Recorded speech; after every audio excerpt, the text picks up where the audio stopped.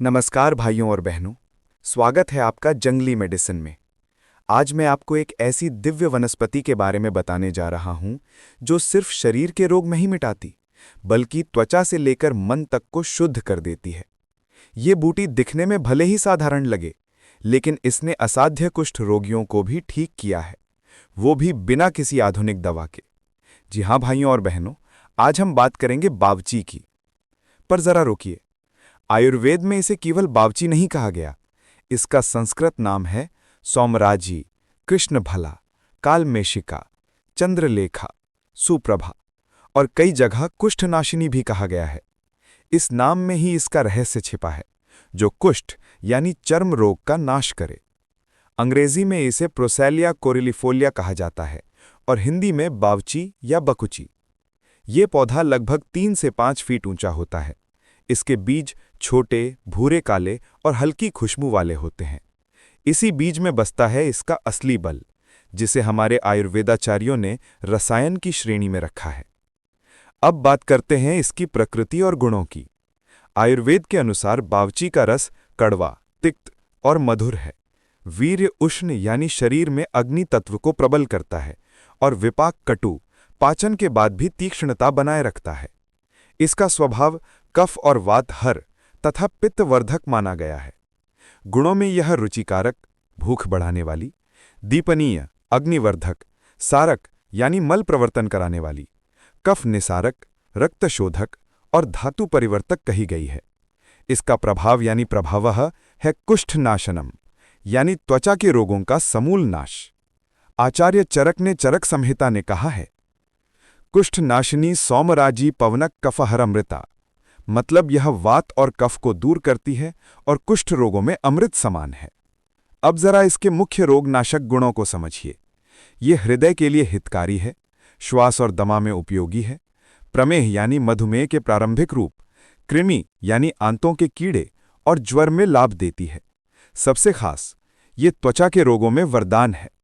जो लोग विटिलिगो यानी सफेद दाग, सोराइसिस, एक्जीमा या किसी भी प्रकार के कुष्ठ रोग से परेशान हैं, उनके लिए ये औषधि किसी चमत्कार से कम नहीं। अब बात करते हैं इसके क्लासिकल प्रयोगों की। कुष्ठ रोग या सफेद दाग के लिए 4 भाग बावची के बीज, 1 भाग हरताल यानी वर्किया हरताल, इन्हें गोमूत्र में पीसकर लेप करें। चरक संहिता के अनुसार यह सफेद कुष्ठ को धीरे धीरे समूल नष्ट कर देता है। श्वास रोग या दमा, बावची के बीजों का चूर्ण अदरक के रस के साथ सुबह शाम लें। ये फेफड़ों की जकड़न और सांस की घरघराहट को शांत करता है। खांसी, अदरक के रस और बावची चूर्ण का मिश्रण दिन में 2 से 3 बार लेने से पुरानी खांसी और बलगम साफ होता है। बवासीर, हरड़, सौंठ और बावची का समान मात्रा में चूर्ण बनाकर सुबह शाम गुनगुने पानी से लें। पुरानी बवासीर में आराम मिलता है। पेट के कीड़े, बावची, पलाश बीज, हरड़, इंद्रायण, कृष्ण लवण और शुद्ध गंधक, इन सभी को समान मात्रा में लेकर मिश्री के साथ लें।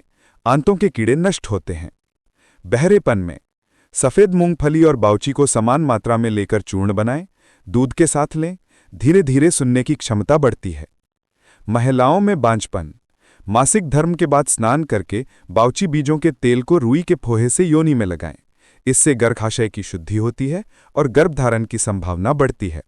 ये प्रयोग केवल आयुर्वेदाचार्य की देखरेख में करें। चर्म रोग में बाहरी प्रयोग, बावची और बेरू बराबर मात्रा में लेकर पानी में 6 प्रहर तक खरल करें, फिर चने के आकार की गोलियां बनाएं। जब सूख जाएं तो जरूरत पर इन्हें घिसकर लेप करें। सफेद दाग, खुजली और पुराने त्वचा रोगों में लाभ। अब जरा आधुनिक विज्ञान की ओर नजर डालते हैं। वैज्ञानिक शोधों में पाया गया है कि बावची में सोरेलिन और बकचूकेऑल नामक यौगिक पाए जाते हैं, जो त्वचा की मेलानिन कोशिकाओं को सक्रिय करते हैं, यानी जो सफेद दाग होते हैं वहां फिर से रंग लाने में मदद करते हैं। आज की आधुनिक दवाओं में भी सोरेलिन थेरेपी उसी सिद्धांत पर आधारित है। साथ ही इसमें एंटीबैक्टीरियल, एंटी फंगल और एंटीऑक्सीडेंट गुण भी पाए गए हैं। अब कुछ विशेष सावधानियां। बावची उष्ण प्रकृति की औषधि है, इसलिए पित्त प्रकृति वाले लोग इसे सावधानी से लें। यदि त्वचा पर जलन या खुजली महसूस हो तो तुरंत सेवन बंद करें। अगर इससे कोई समस्या हो जाए तो आंवला, शिकंजबी या खट्टी चीजों का सेवन करें। और याद रखिए, यदि ये जड़ी बूटी पास में न मिले तो काली जीरी उसका उत्तम विकल्प है। मात्रा की बात करें तो चूर्ण 1 से 3 ग्राम यानी दिन में 2 बार। काढ़ा 10 से 20 मिली बलाबल अनुसार। तेल बाहरी प्रयोग में आवश्यकता अनुसार। कोई जड़ी बूटी नहीं मिल रही है तो ऑनलाइन खरीद सकते हैं, वीडियो का डिस्क्रिप्शन चेक करें। भाइयों और बहनों, बाउची केवल एक औषधि नहीं, एक आशा का प्रतीक है।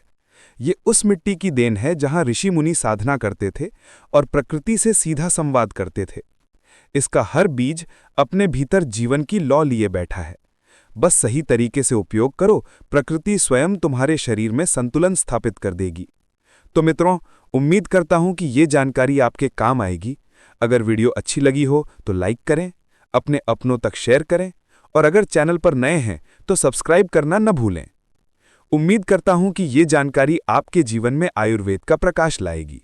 जय आयुर्वेद।